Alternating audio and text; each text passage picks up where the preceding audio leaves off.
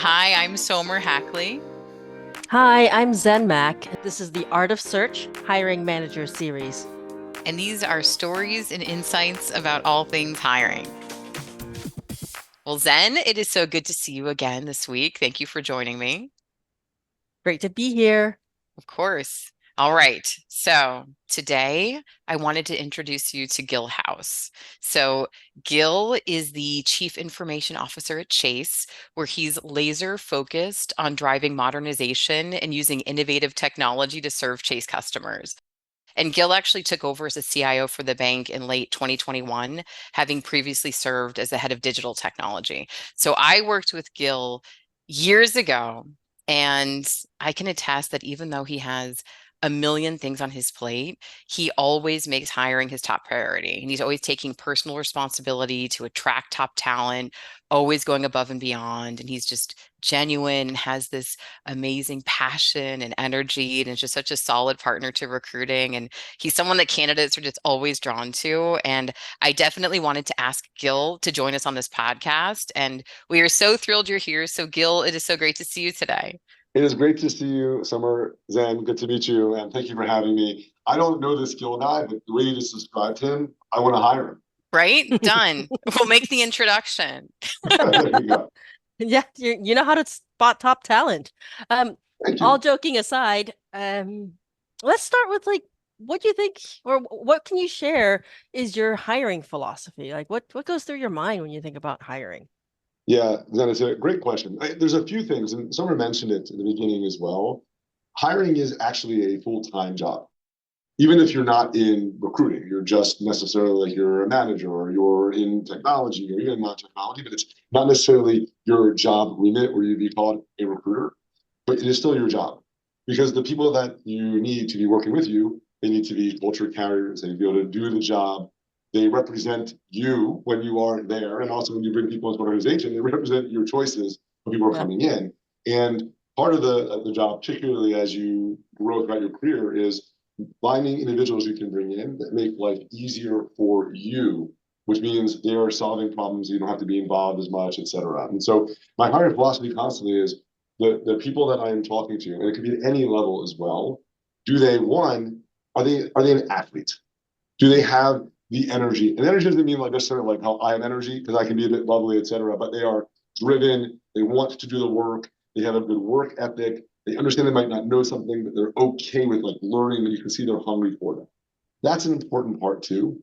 Mm. The other part that I think about in a philosophy of hiring individuals as well is you have to have people that have a degree of humility and that get along with others.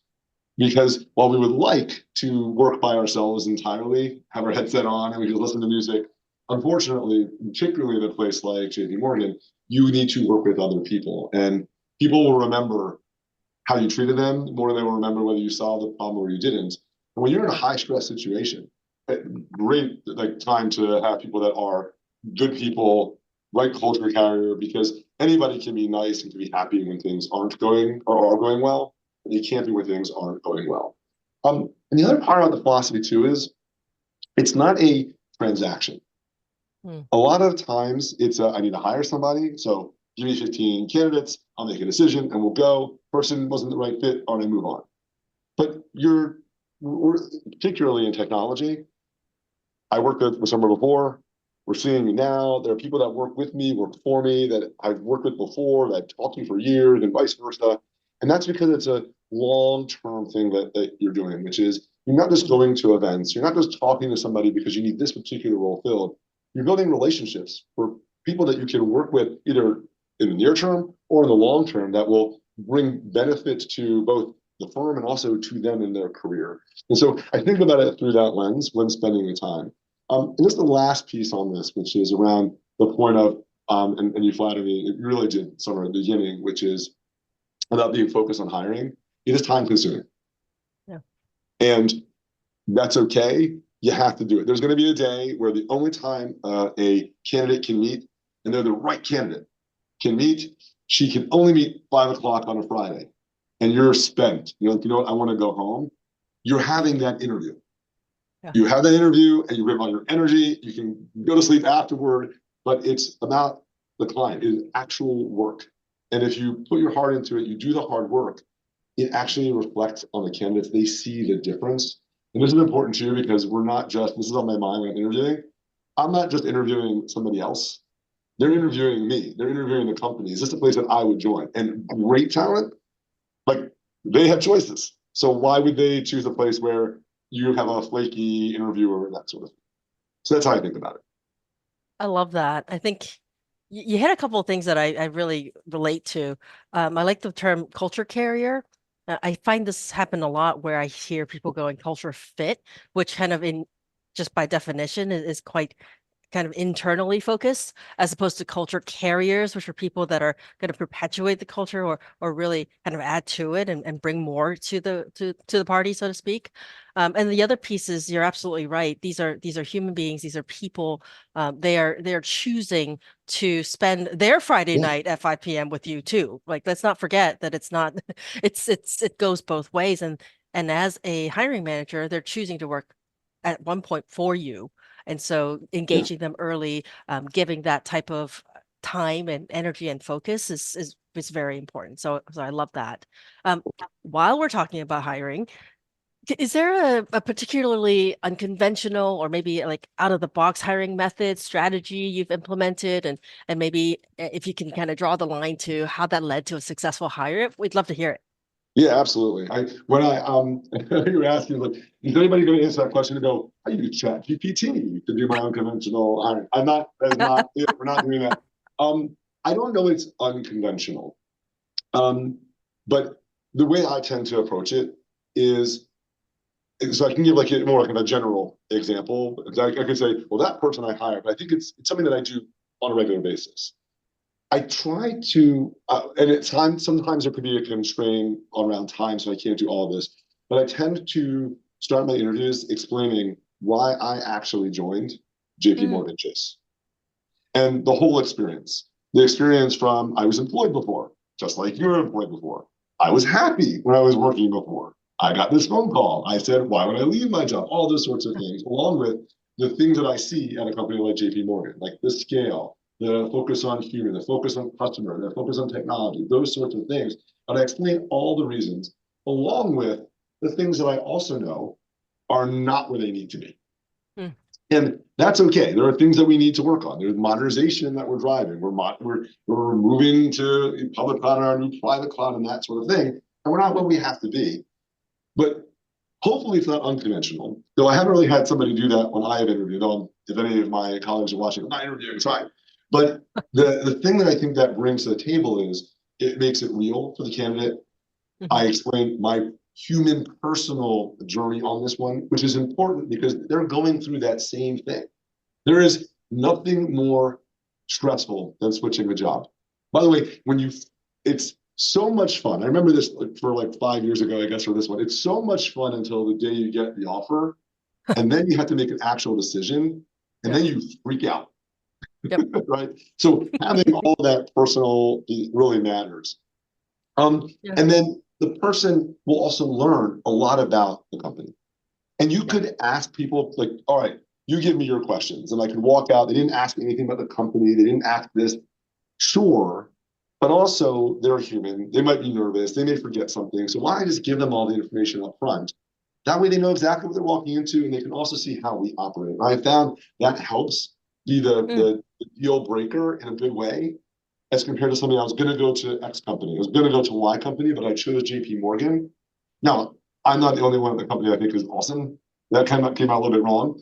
There are awesome people at the company. Hope people think I'm cool. So they're doing a great job interviewing too. But I'm sure that us being the human and giving that those kind of examples makes it more compelling reason for people to join this one. Yes, and yes to all of that. I think sometimes we approach interviews as a gotcha. Oh, they weren't they didn't get this part of the question or they focused on that part. Right, because it's a high pressure one-on-one situation and you had all the time in the world to prepare your questions as an interviewer, but the interviewee gets it and they got to nail every part of something you thought about for weeks, which is a little bit stacked against them in my opinion. So no gotcha questions I think are fantastic and sharing that ahead of time I think gives it a I more agree. open experience for everyone. I love it. So I'm going to switch topics on you for a little bit because I'm thinking about more like hiring senior level folks, like executive level. Let's say you need to hire a senior person onto your team. Maybe it's a newly created position within the organization.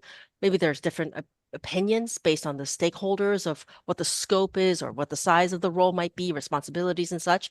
How would you facilitate this discussion with the stakeholders, and how would you kind of think about consensus building or not consensus building to write these requirements for the position? Yeah, no, it's a wonderful question. And it touches on a variety of other things that I mentioned as well. Um, so, and I'm going to answer it unconventionally. There, I get to throw back your unconventional piece. Yeah. There are going to be roles that we know what the role is. So we know there's the CIO for the Consumer Community Bank, which is what we call Chase internally here. And we know what that role is. And so we don't have to have a big consensus on how we would define the role. But there are also just great talent in the industry. And so we're constantly interviewing people and talking to people that are in the industry that we would love to join the company. We may or may not have a role for that individual. But it doesn't mean that if we find a great person and they love the company, that we won't find a way of figuring out how to get them in the organization. And this is important because organizations shift. So we could have the best job description written, but in 6 weeks, we might make an adjustment and say, these two things need to be a little bit different, et cetera. But it doesn't change really the scope of the role. It doesn't change the importance of the role. It may change a couple of the people against whom you're facing off, but we still are looking for those heavy hitters, talented individuals that can drive change. And why I start there is, it's a little bit less in my mind about the consensus internally. We want to get great talent. We may disagree on how we frame the role, and a lot to do with going back to the first question, which is we're looking for an athlete. If you hire a senior leader here at Chase or anywhere in JPMorgan, guess what? There's going to be change.